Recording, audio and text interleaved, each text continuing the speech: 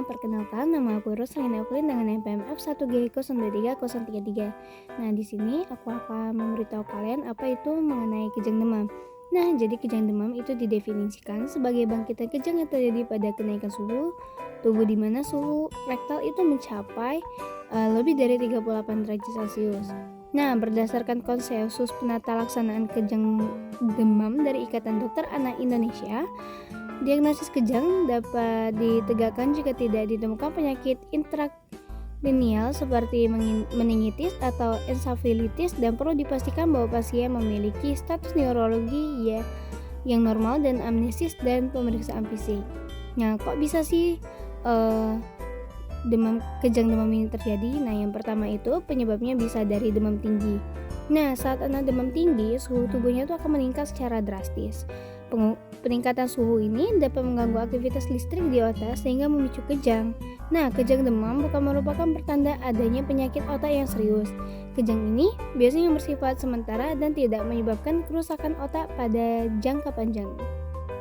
Nah, pada kejang demam ini juga dibedakan menjadi dua klasifikasi. Yang pertama itu ada kejang demam sederhana yang durasinya kurang dari 15 menit.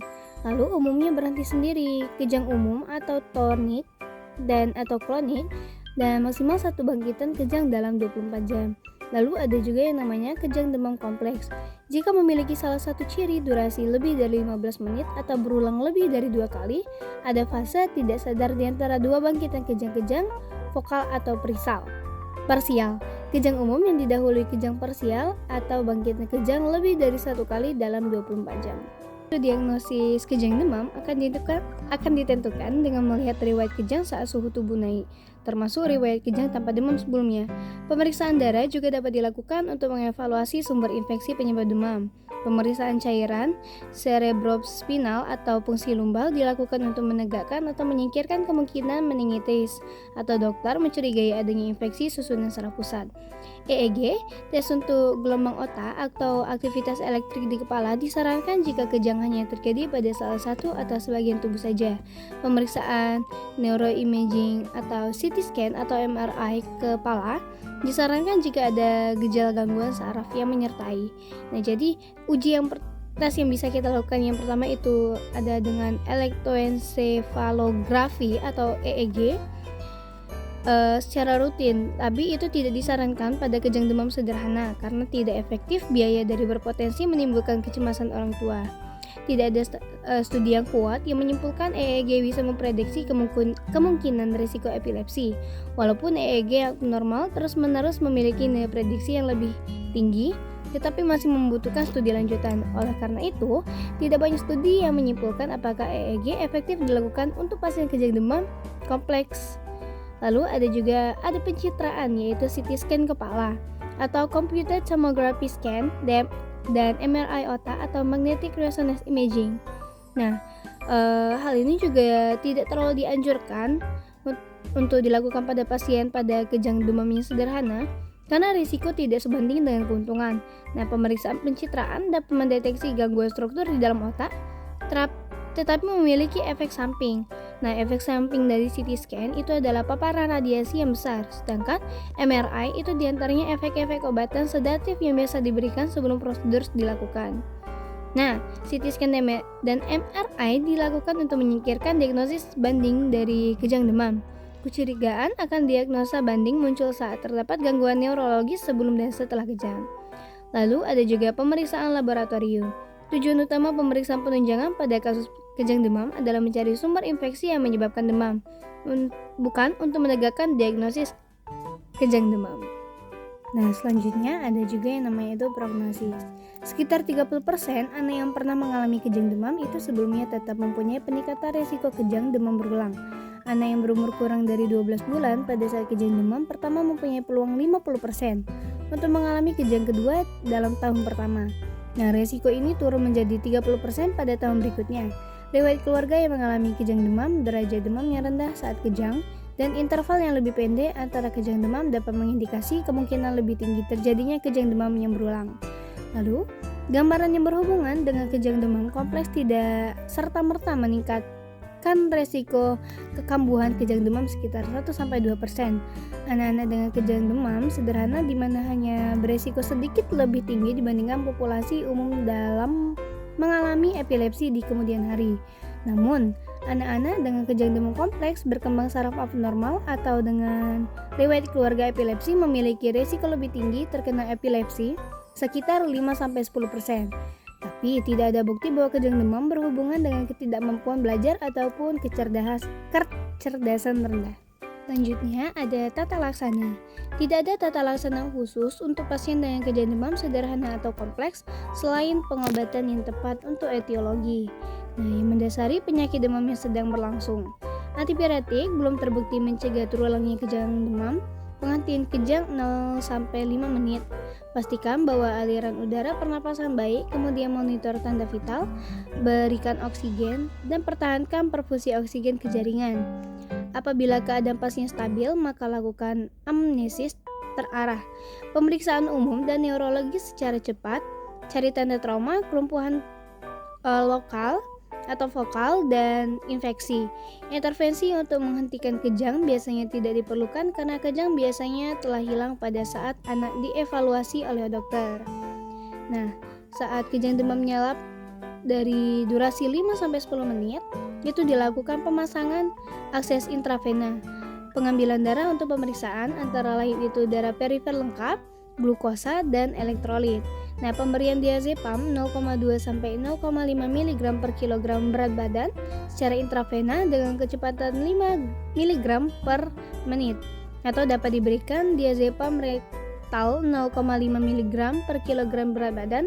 Untuk berat badan 10 kg diberikan 10 mg dosis maksimal 10 mg per kali, atau lorazepam 0,05 sampai 0,1 mg atau per kilogram berat badan intravena itu maksimum 4 mg.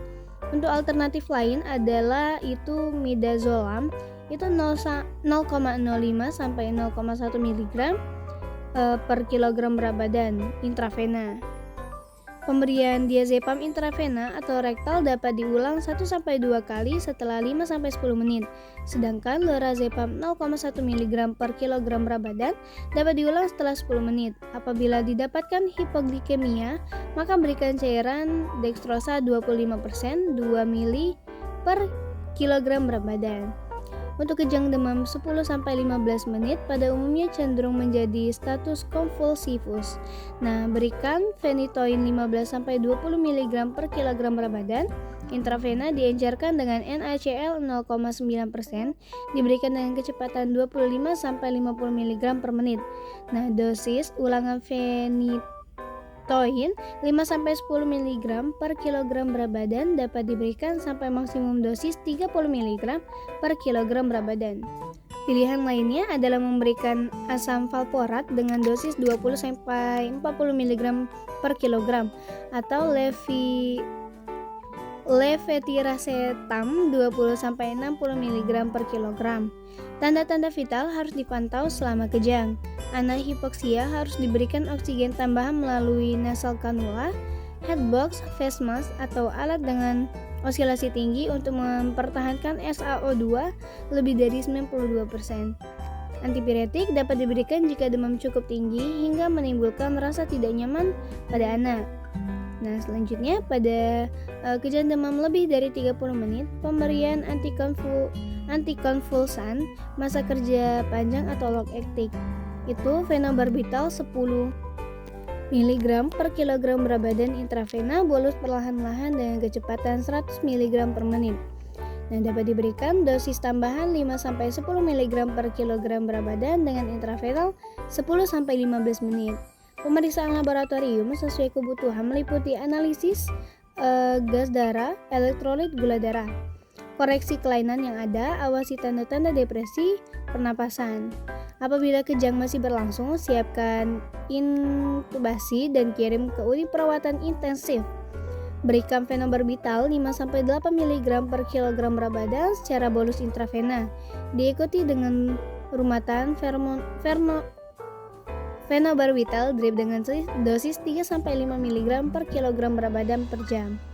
Penanganan pasien dengan status convulsivus atau epilepticus tidak hanya bertujuan untuk menghentikan kejang, tetapi juga mencegah terjadinya komplikasi sistemik yang timbul pasca status convulsivus.